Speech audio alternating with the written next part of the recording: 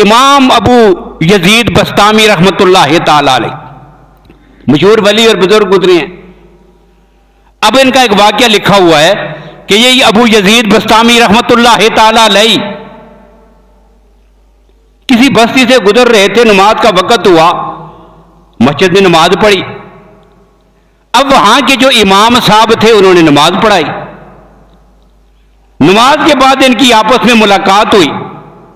अब दुनिया जानती थी ये अल्लाह के वली हैं, अब इमाम साहब भी पहचानते थे। अब मुलाकात हुई तो बातों बातों में एक दूसरे की खैर खैरियत, आल अवाल, ये सारी बातें चलने लगी, उनकी गुफ्तगू हो रही है। और सीरत की किताबों में फिर आगे बड़ी दिलचस्प गुफ्तगू लिखी हुई है। इसी गुफ्तगू के दौरान में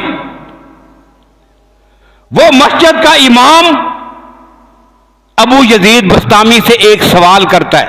उनकी हालात का जब पता चला ना तो सवाल करता है, कहता है मिन ऐना ताकुल, आप खाते कहां से हैं? तो एक आदमी काम ही नहीं करता,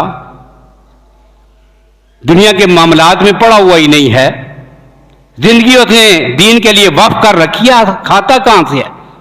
सवाल तो बनता था। अब सवाल कर दिया अबू यजीद बस्तामी से, मिन ऐना ताकुल, खाते कहां से हो? अब अबू यजीद बस्तामी ने कहा, ठहर, इस बिर, सब्र कर, तेरे सवाल का जवाब बाद में दूंगा, पहले मैं अपनी नमाज दोबारा लौटा लूं जिसने तेरे जैसे इमाम के पीछे नमाज पढ़ी है। अल्लाह के बंदे ये सवाल करते हो खाते कहां से हो? तुम्हें रब के राज़िक और रज़्ज़ाक होने पर यकीन नहीं है?